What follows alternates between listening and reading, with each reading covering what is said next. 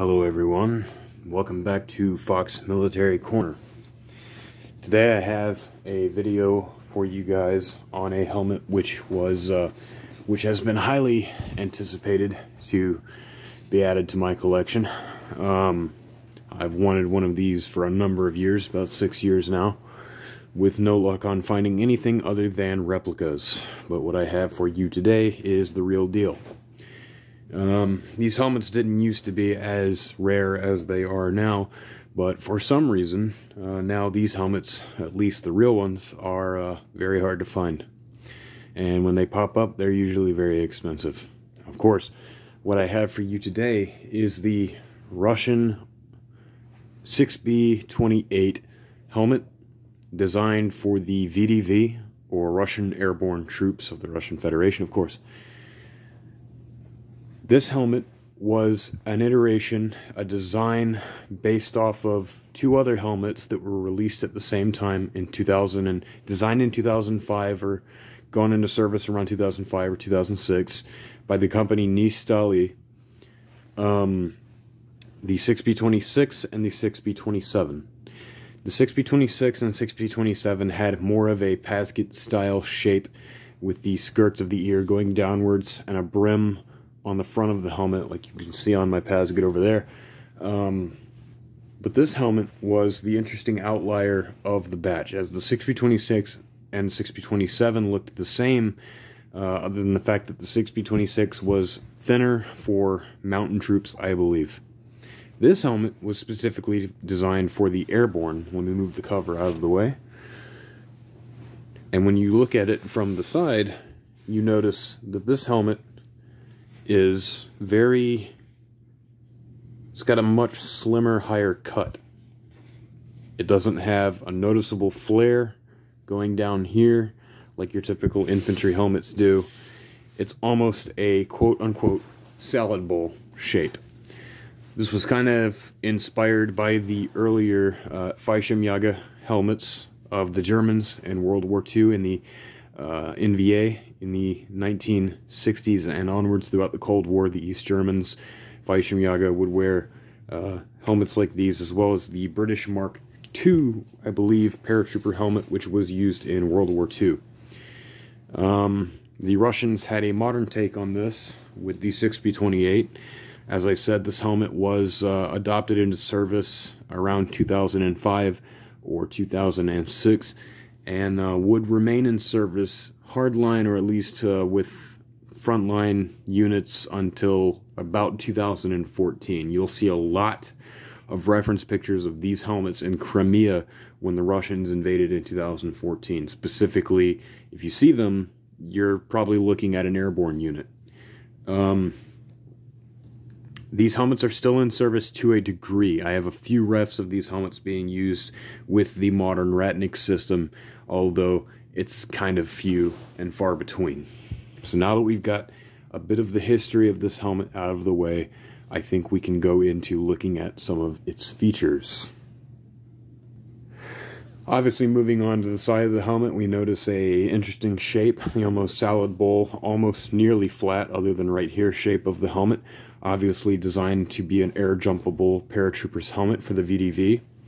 We have our rivets, or not our rivets, but we have our screws along here, which are strange, as they appear to be flathead screws, but they have circular rivets in the center, so I don't really know if you would need a special tool to take these off.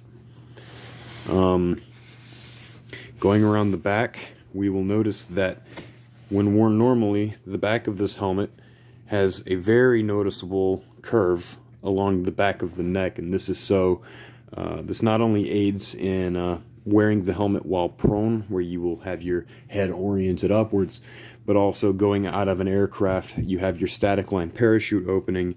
You don't want it catching on the helmet, so that helps with the design for a paratrooper quite well. Now we're going to go on the inside of the helmet. Now the inside of this helmet takes on a much older Russian helmet design, still maintaining the rope harness type system inspired by that of the Pasget and older American helmets.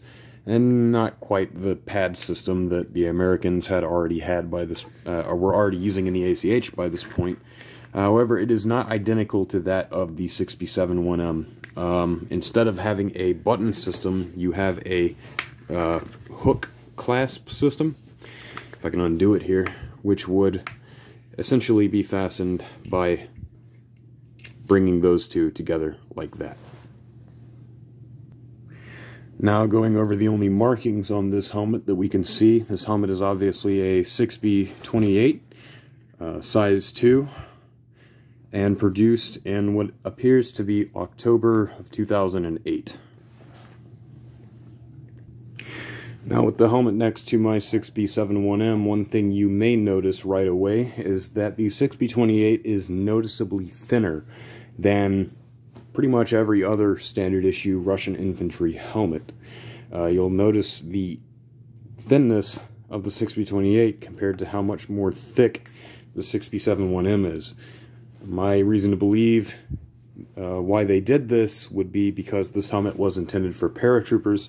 Not only would they want to save on materials for the special variant that would only be issued to a certain amount of troops, but they would want it to keep its ballistic stability while keeping it very light, giving it a thinner material. Now with the helmet back on the head, we will immediately notice that I actually received a helmet cover with this helmet in the EMR color.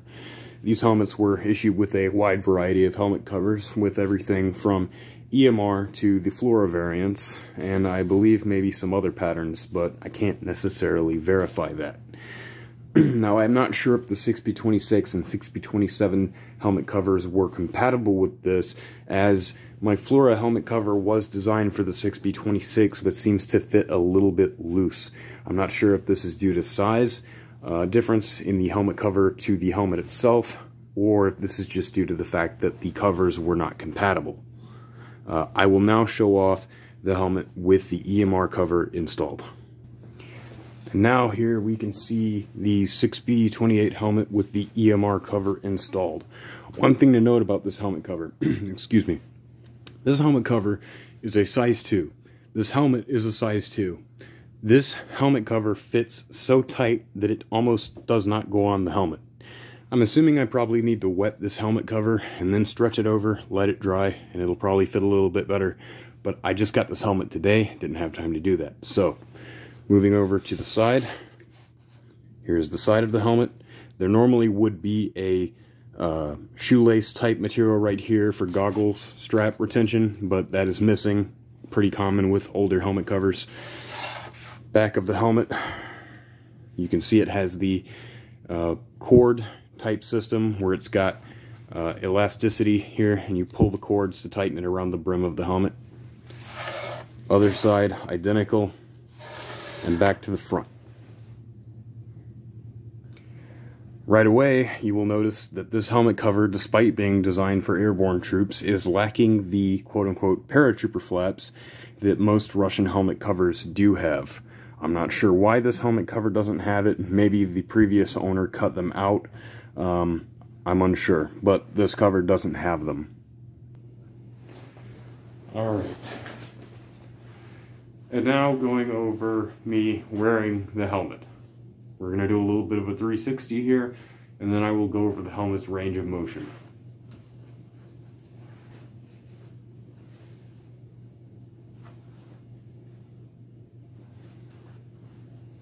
Range of motion on this helmet is very good.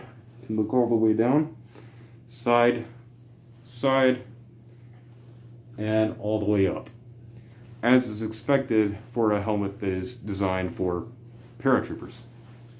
Now, if this balaclava will get out of my eyes, we can conclude the video. Also, side note, this helmet probably weighs a pound or less, maybe a half a pound. It's really light. Let's finish the video.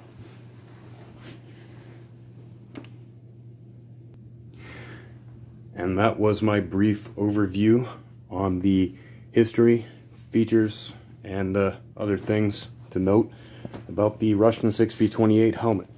Hopefully this video was helpful, and hopefully I don't have to redo this video, because as far as I know, there are no other videos in English on the actual Russian 6B28 on YouTube. All I could find were videos about replicas.